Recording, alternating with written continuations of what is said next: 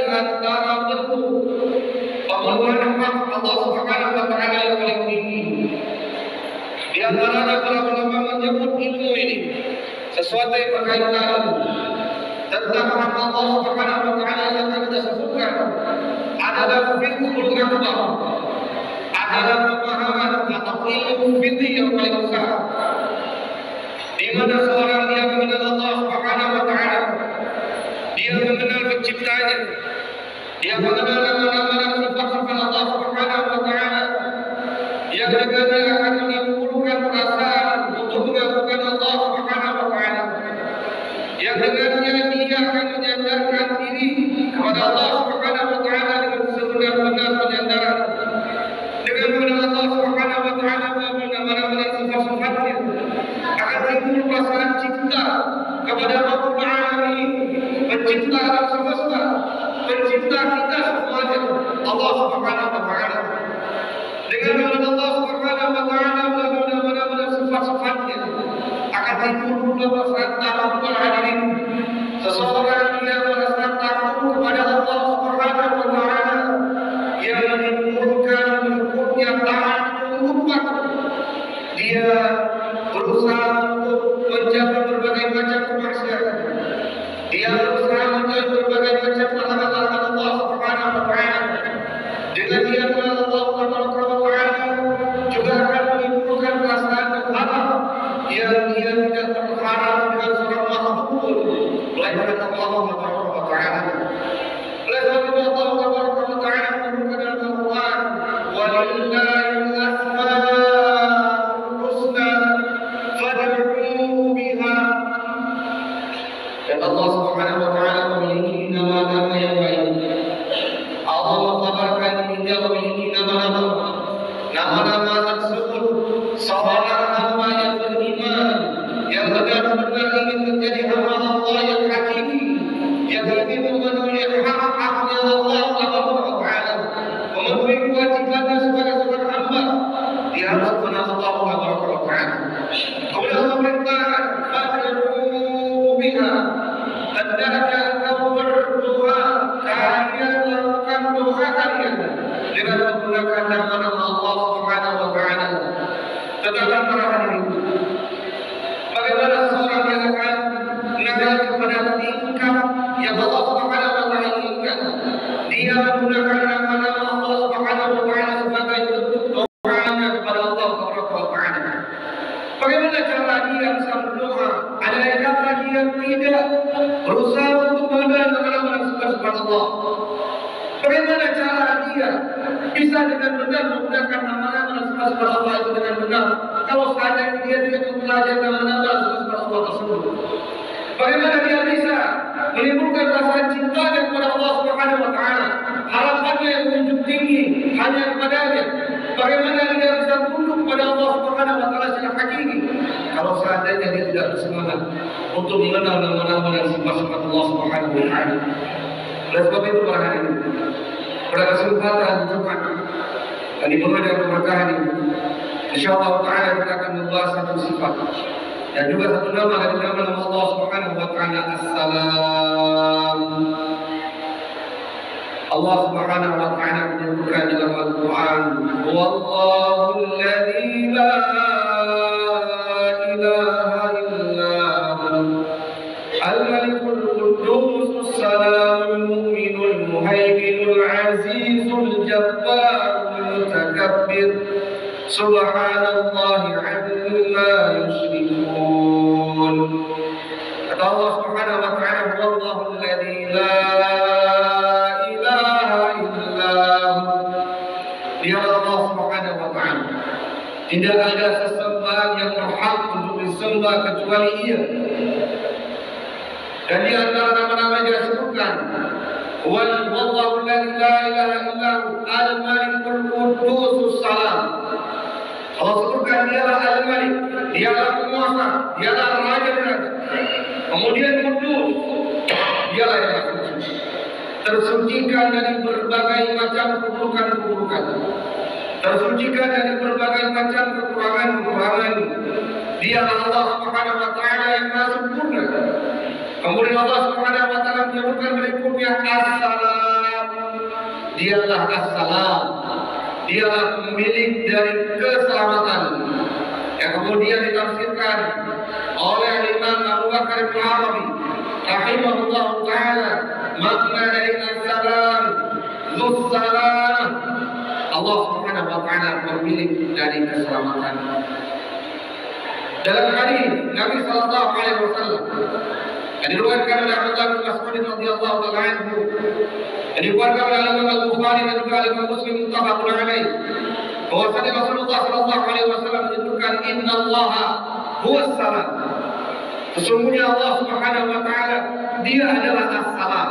Ini adalah penetapan bahwasannya Allah Subhanahu wa taala memiliki nama dan juga dia disifati dengan as-salam.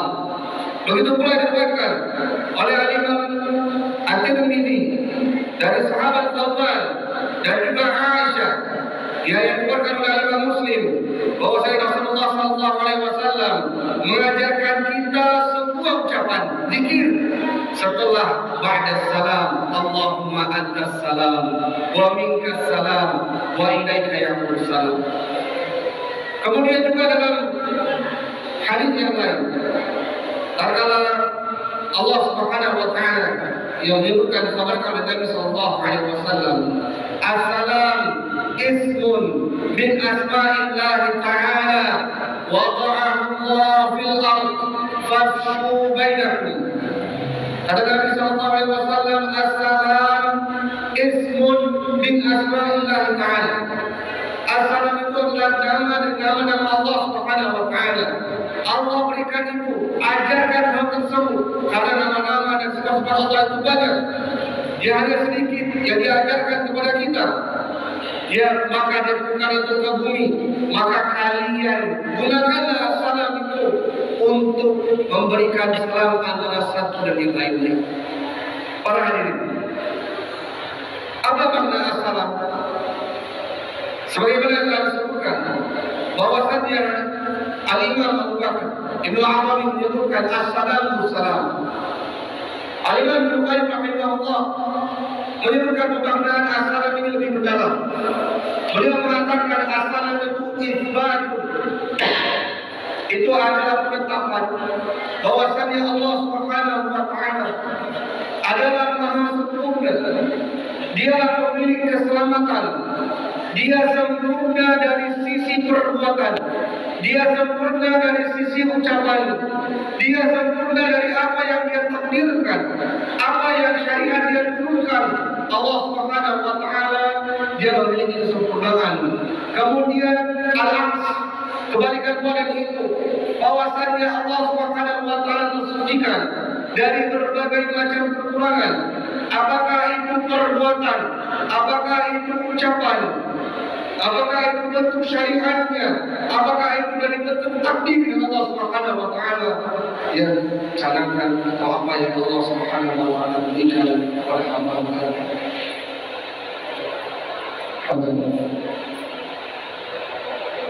Dalam ucapan Al-Imam Ibnu Qayyim rahimahullah itu memiliki pemaknaan yang dalam. Kalau seandainya seseorang dia membaca di setiap akhir salat Allahumma antas salam ila akhir, dia sedang mengikrarkan, menanamkan di dalam jiwanya bahwa aku ridha dengan seluruh ketetapan Allah Subhanahu wa taala. Kalau seandainya dia ditakdirkan oleh Allah Subhanahu wa taala dengan suatu penyakit, tatkala dia berzikir dengan ucapan Allahumma antas salam wa minkas salam, artinya dia menerima dengan lapang dada apa yang telah Allah takdirkan berupa sakit yang diderita. Kalau seandainya dia adalah seorang yang kaya raya, kemudian Allah cabut kenikmatan harta tersebut, jadilah dia seorang yang fakir miskin.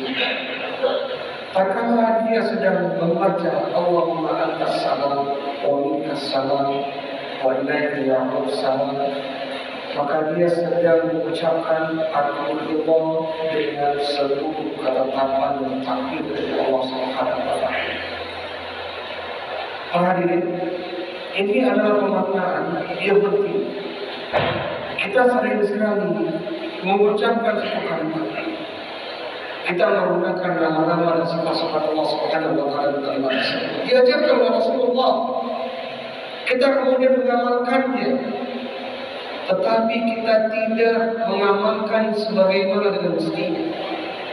Dia ucapkan Allahumma antas salam, kemudian dia mengeluh. Dia katakan takdir Allah Subhanahu wa taala tidak adil.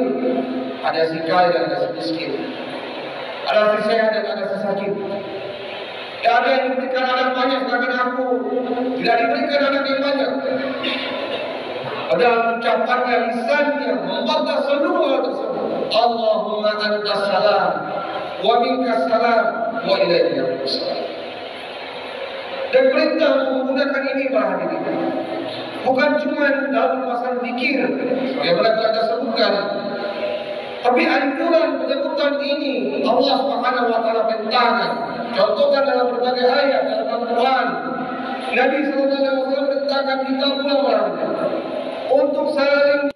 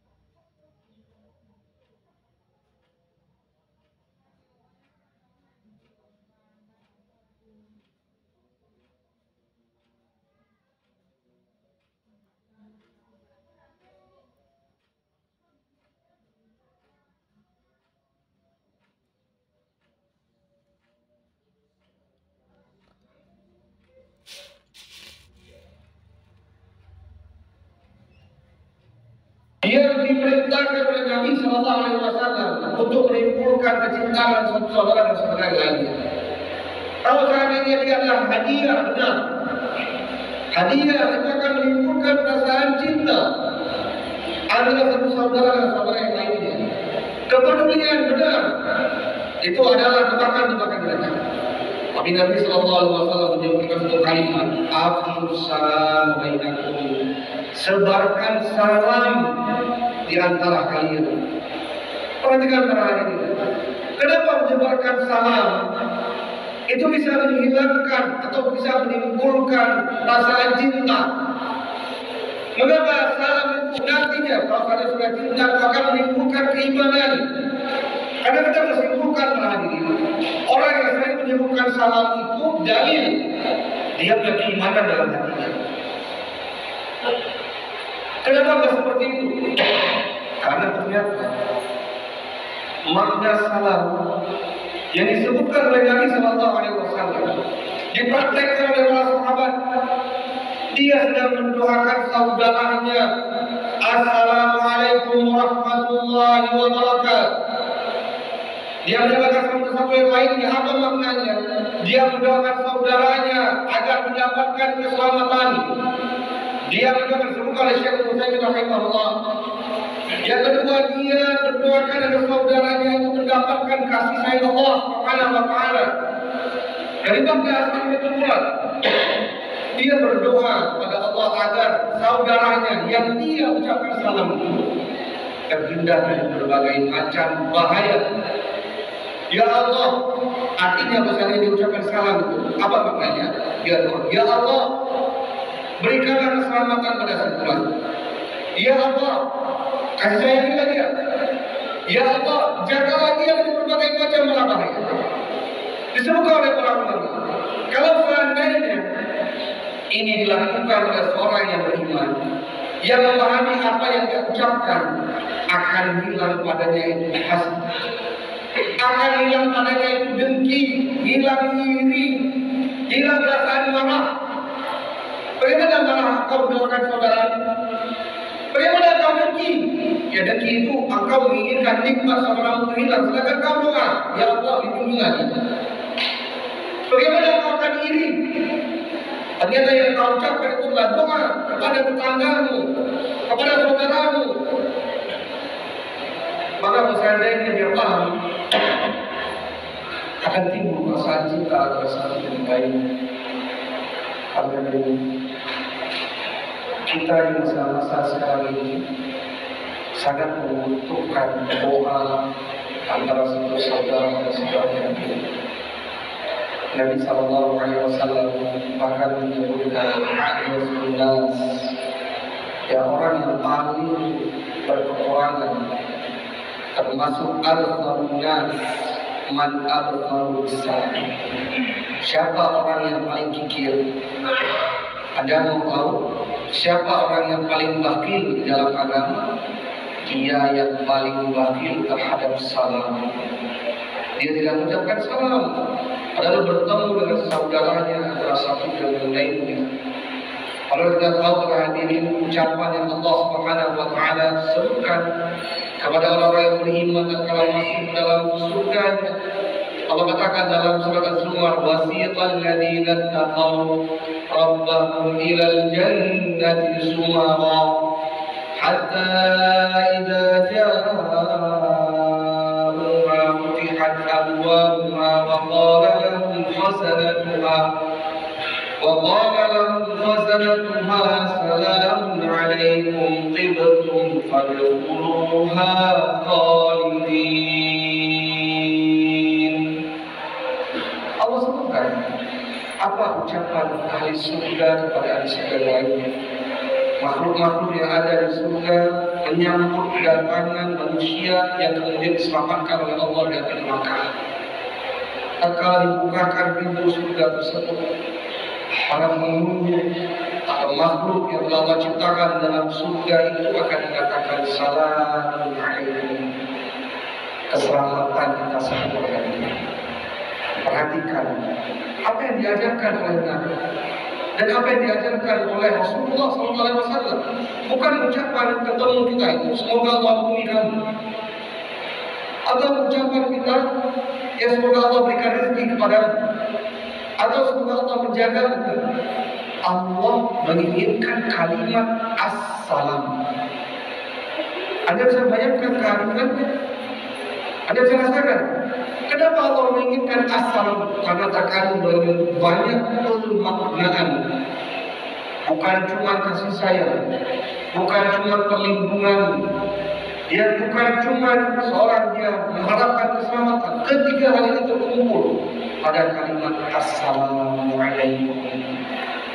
Maka perhatikan, kalau seandainya kepada orang yang dekat dengan kita, ya saudara-saudara kita, tetangga-tetangga kita, tidak sering kita doakan, kita pasti dalam mendoakan mereka.